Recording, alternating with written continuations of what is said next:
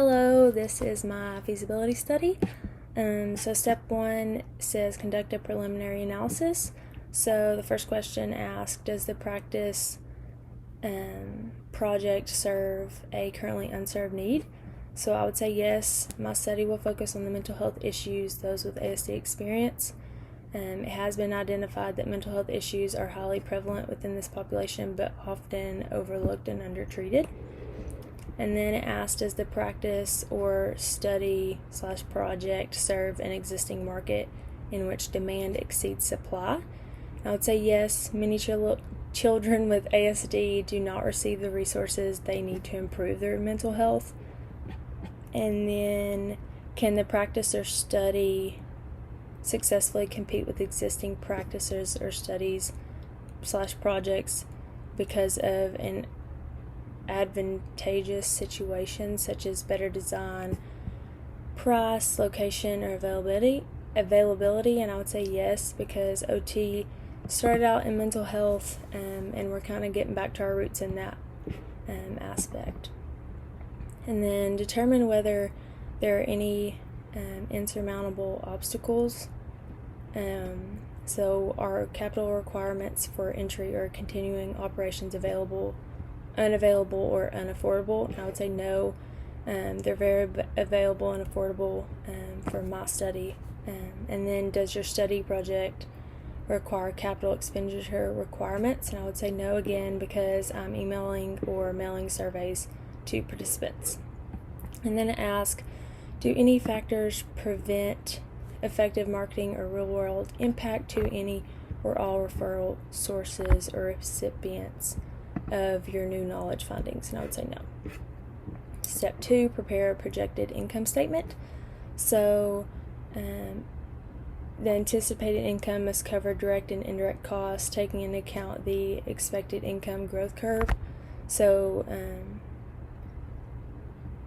we needed to address this section to the best of our ability. So kind of the direct costs within my study would be mailing the surveys to participants, and indirect costs would be the participants' time to fill out the survey.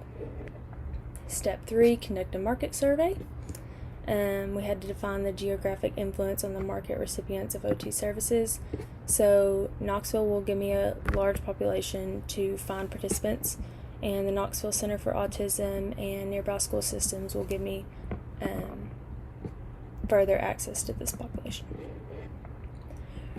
Review population trends, demographic features, cultural factors, and purchasing power in the community.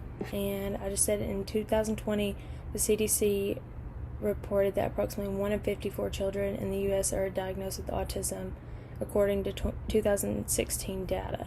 So just their access to healthcare treatment, socioeconomic status, and the stigma associated with autism has been proposed as impacting delayed diagnosis and treatment for those with ASD. So we definitely need to take that into account when providing treatment.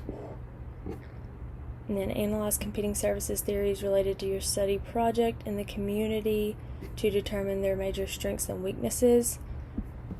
So Knoxville Center for Autism and surrounding schools aim to provide services to those with ASD, but they're definitely looking more at the developmental and sensory challenges they experience instead of their actual mental health. And then estimate market expansion opportunities. So I said I would definitely, with the results that I gather from my study, I would educate school teachers and advocate for this population's mental health.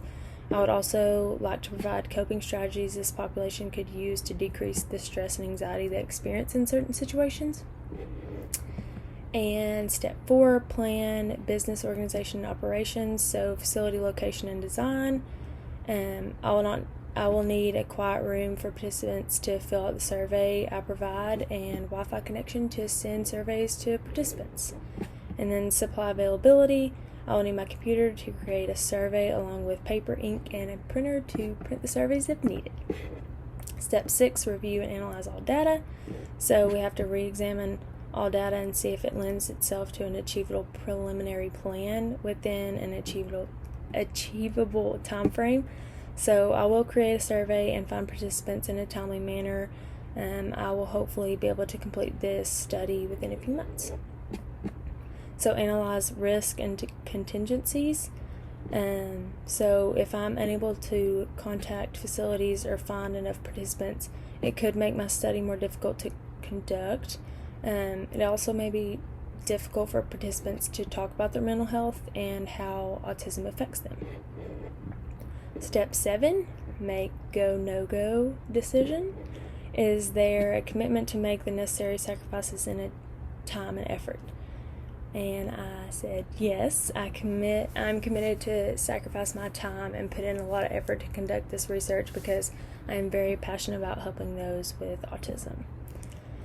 Will the activity partially satisfy long-term aspirations? And I said yes, because the information I gather will support my thesis and give me the information I need. I feel as though practitioners focus so much on the developmental delays and sensory sensitivities those with autism experience, but not so much on their mental health.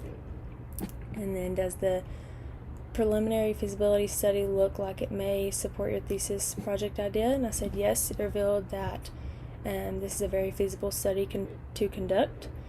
And then finally, what have you learned from conducting this mini and modified feasibility study that you didn't already know? And I said there's a lot that goes into the feasibility study. It is important to know the supplies you may need and how you are going to get in contact with the participants. It is also extremely important to explore the risk that could alter how I conduct my study. So based off of my analysis, I have determined that this study is a go.